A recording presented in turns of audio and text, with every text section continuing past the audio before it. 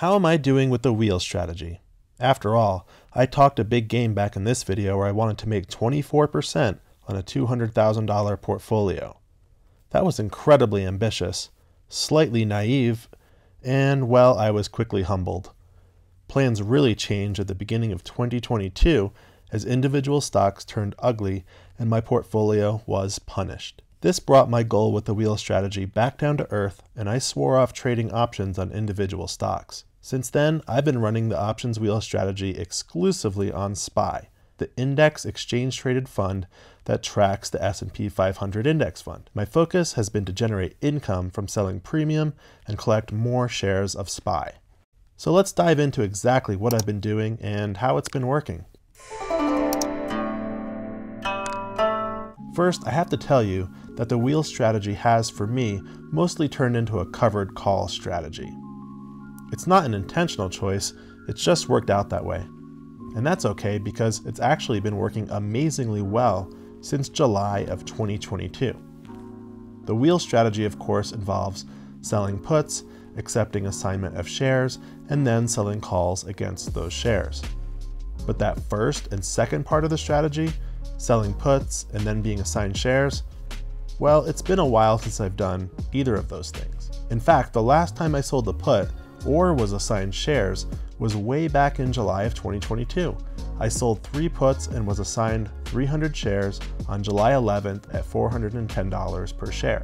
Since then, I've just been chilling out, selling covered calls against those shares, and rolling those calls forward when the opportunity is there. And the opportunity has been there a lot because the price of SPY has spent a lot of time right where I want it. Oh, you want details? I want details, and I want them right now. All right, I've got some details. First, let me tell you, there's been a lot of rolling. I've rolled my covered calls 26 times since being assigned. Sometimes I've rolled up and out for a reduced credit and more potential upside from share appreciation. Sometimes I've rolled down and out for more premium and a reduced potential for share appreciation. But mostly I've just been rolling out in time with the same strike price. And I've collected $7,000 in premium during this entire turn of the wheel. That's an average of $875 per month and an annualized return of 8.5%. And that's just from premium received, not including any dividends or capital appreciation. Again, that's an 8-month period from July 11th, 2022 through today, and my shares still have not been called away.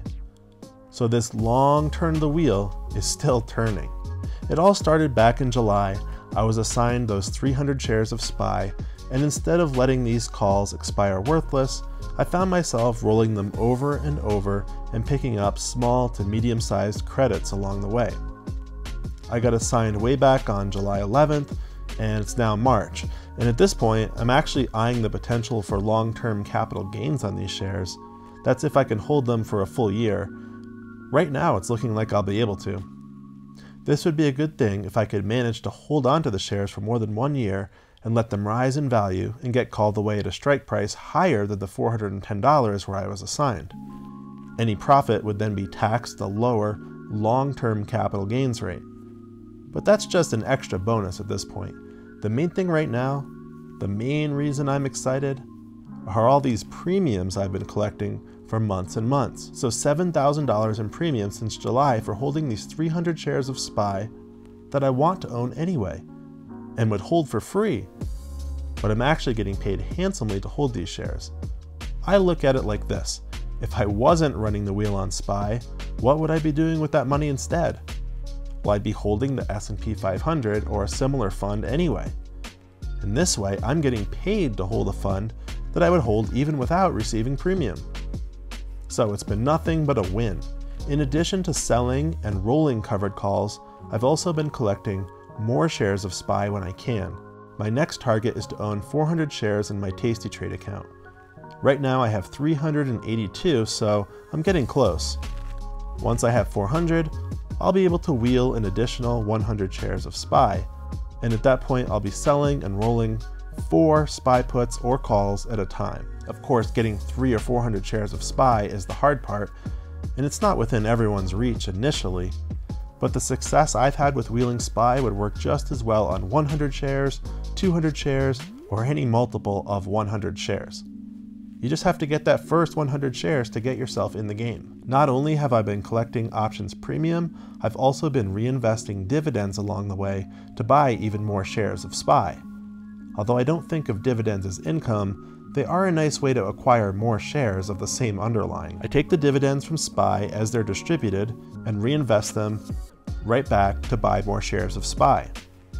To speed this process along, I sometimes use my premium income to strategically buy more shares as well. As I sell or roll options, I usually take that premium income and transfer it directly to my bank account.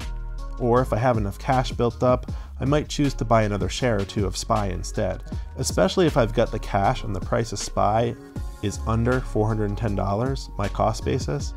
Well, in that case, I'll probably opt to buy another share. Each purchase under $410 lowers my cost basis on all of my shares. More importantly, it gets me one step closer to 400 shares of SPY so that I can wheel 4 options at a time instead of 3.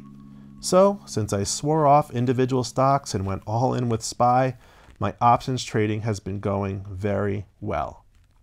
I've realized that my focus when trading the wheel should be on generating income from premium, not trying to outperform SPY.